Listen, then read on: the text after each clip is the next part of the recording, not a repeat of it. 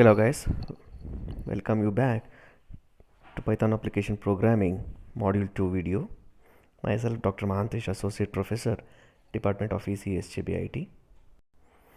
So in this module we are going to see how the Python application programming is generated using iteration or updating variables, definite loops, comparison strings, parsing strings, opening files, text files and lines, how to read the lines and so on.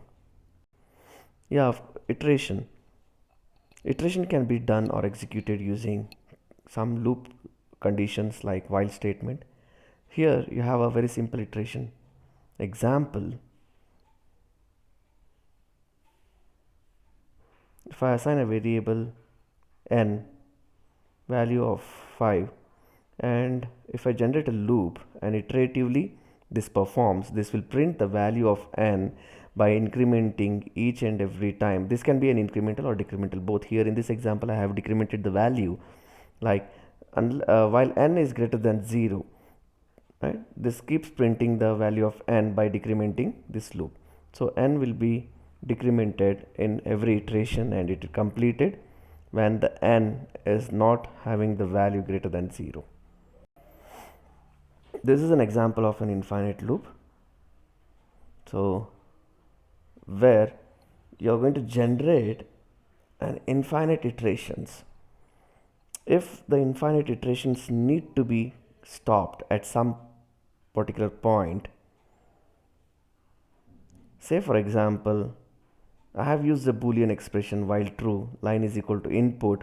If I see this particular symbol, that greater than symbol, I shall ask the prompt Python application program to run this statement, conditional statement, if statement.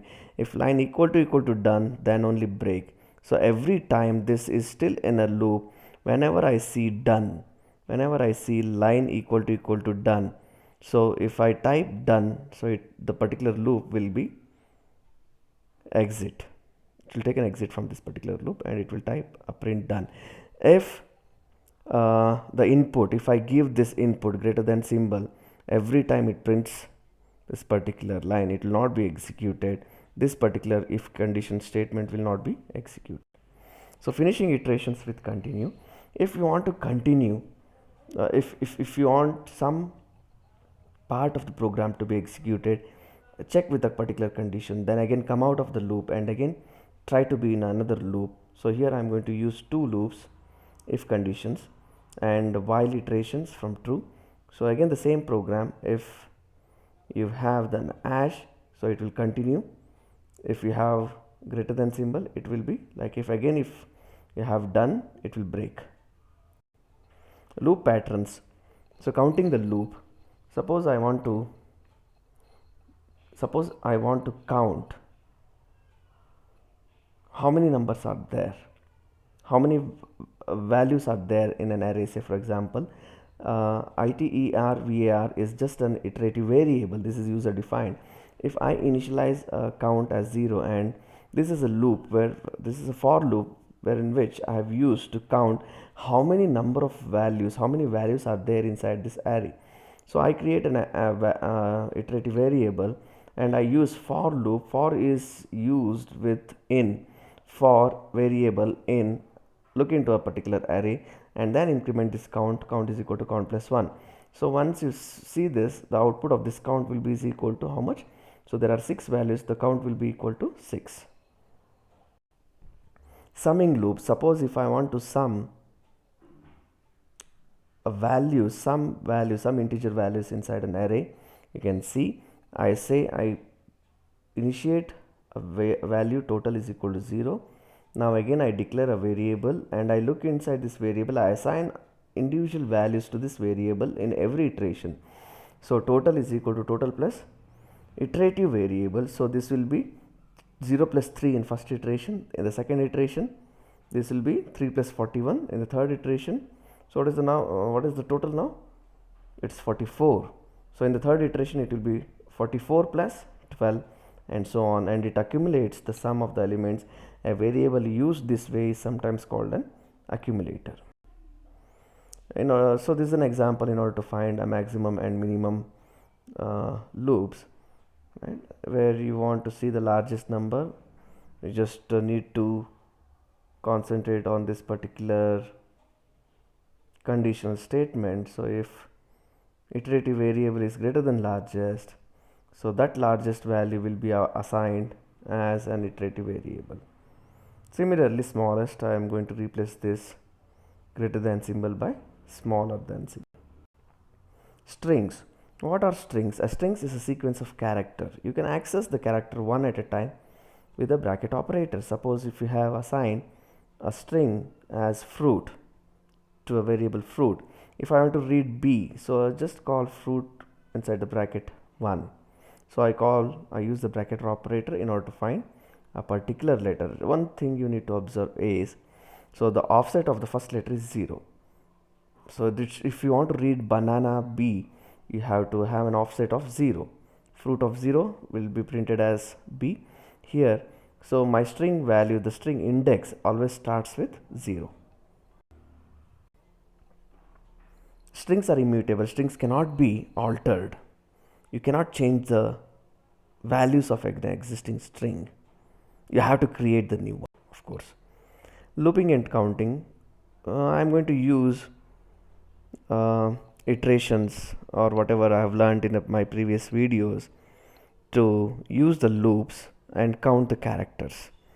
You can count how many number of characters are there in the word banana, or I want to count how many times A has appeared, vowel has appeared. So this is 3. I'm counting the letter A, how many times it has appeared.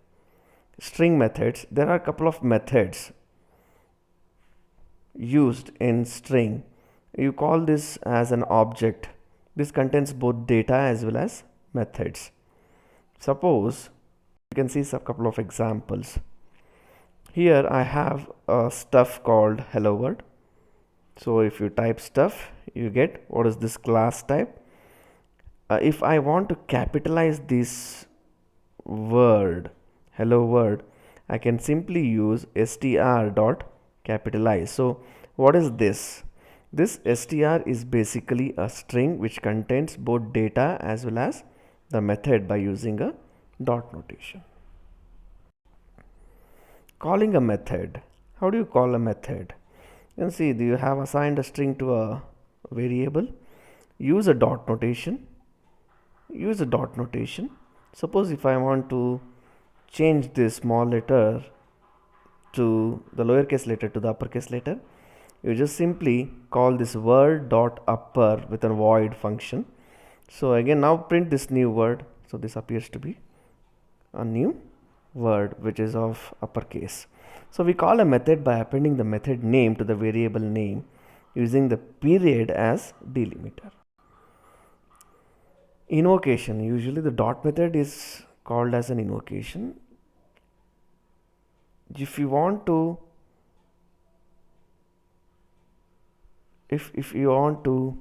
use the same methods, a method is called invocation. In this case, say for example, if I want to call a method append the name of the string to apply the method to word, the empty parentheses indicate the method takes no argument. But here, if I want to pass an argument, now you can see here we go, line is equal to here we go, line strip.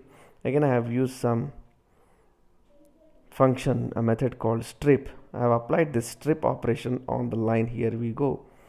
Basically, you don't find any you don't find much changes here, but for example, if I want to see line starts with have, this gives me a logical output, that is true or false boolean output. Suppose if I want to find word dot find na, yes, again it's true.